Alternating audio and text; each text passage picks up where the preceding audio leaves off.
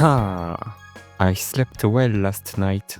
Let's waste 1 hour of my time bed rotting on my phone. Oh, the Switch 2 has been announced. Let me check the prices.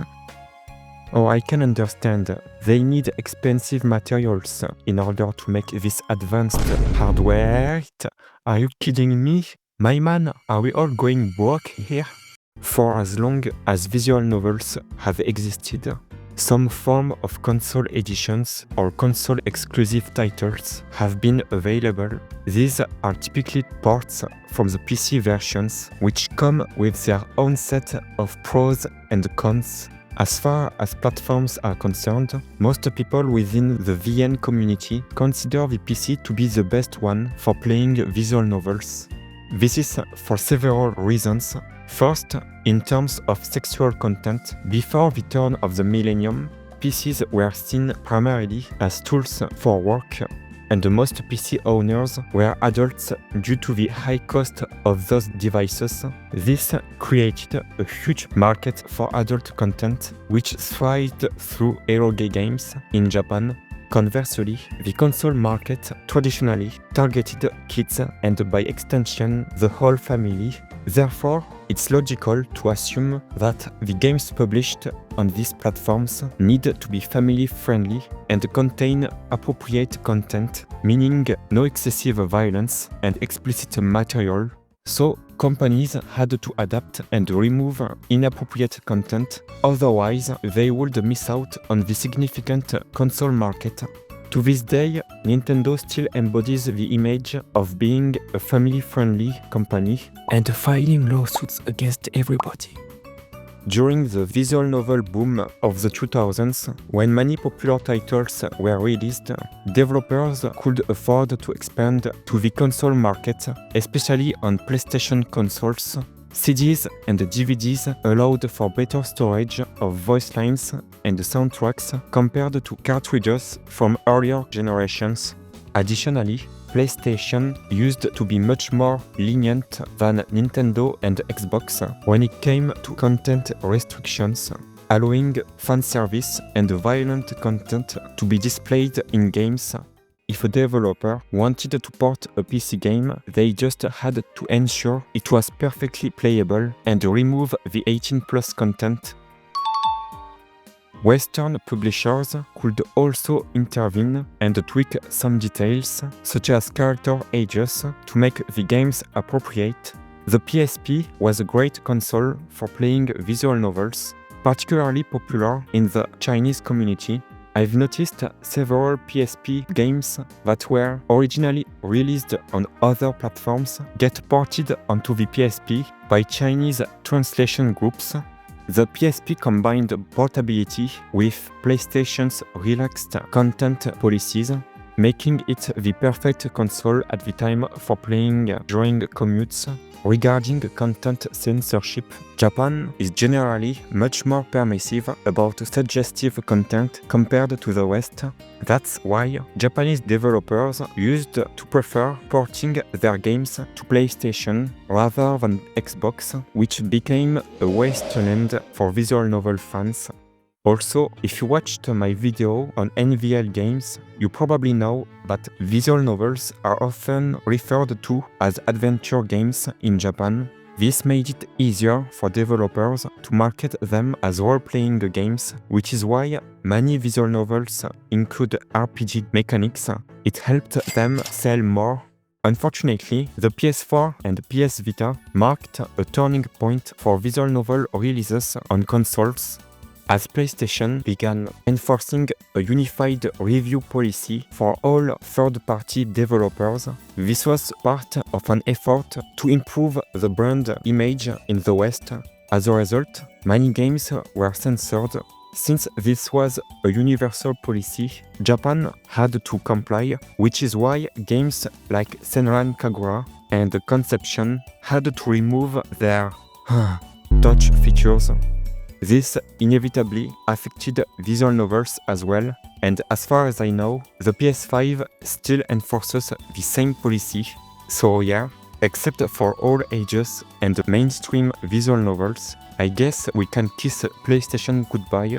And Xbox? Well, it's been cooked for decades now. Ironically, Nintendo released the Switch in 2017 and relaxed their censorship of games with suggestive content, while 18+ content still had to be removed. This was a surprising move from a company once known for strict content regulation. Apart from Bishoujo games, the Switch became a great console for otome games, which typically don't contain adult content.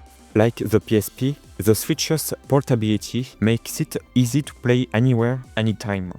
However, the content removal in console versions doesn't mean console gamers were left out. Some visual novel developers made the effort to adapt their games to fit console standards.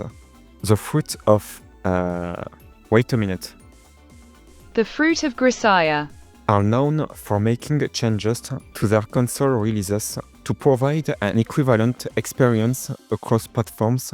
As you probably already know, the Switch 2 was announced a few weeks ago during a Nintendo Direct, which brought some, controversy.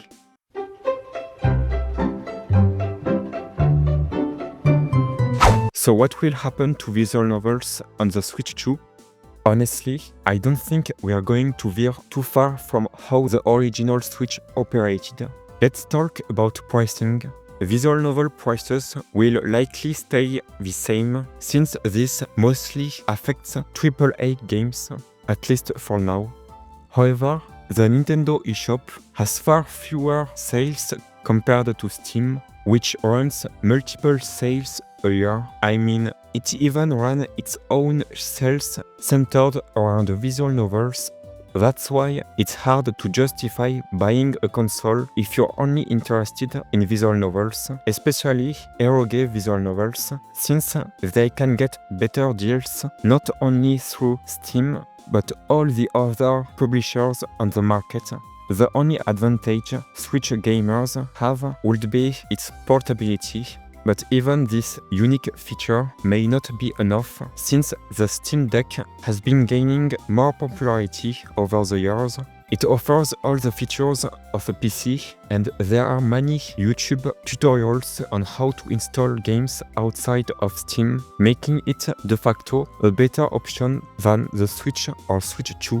Yes, console versions can also offer enhancements. For example, Clannad's console version has rescaled resolution for the Switch screen, while the PC version plays in its original resolution. But what if the official translation sucks and I can't switch to a fan translation? As far as I know, the Committee of Zero's fan translation patch for Chaos Child hasn't been ported to consoles, aside from the PS Vita version. That's why having a PC is fail-proof in these situations. I don't see any real reason why a visual novel fan would prioritize the Switch 2 over the Steam Deck in the future. Of course, Nintendo has a stronger brand image than Steam in the public's eye, but I know for sure that anyone outside of casual gaming wouldn't be interested in a console unless it had exclusives. On that note, otome fans are in luck. A lot of otome games are Switch only, so the Switch 2 is expected to have a solid fan base from this audience if publishers continue with this strategy. So does that mean the solution would be for developers to publish more original all ages visual novels on consoles? But you know, a lot of people in the VN community are gooners. It even used to be a selling point, as developers would cram in cookie-cutter erotic content just to attract more players. Visual novels were born in the PC ecosystem and will continue to be released on Windows simply because of the more relaxed requirements and the creativity freedom that is enabled thanks to that. Even though I have to admit, Steam has been all over the place for years with their iffy approval process. But the outcome still remains to be seen. Only time will tell how all this will turn out. If you enjoyed this video, feel free to like and subscribe, and I will see you in the next one.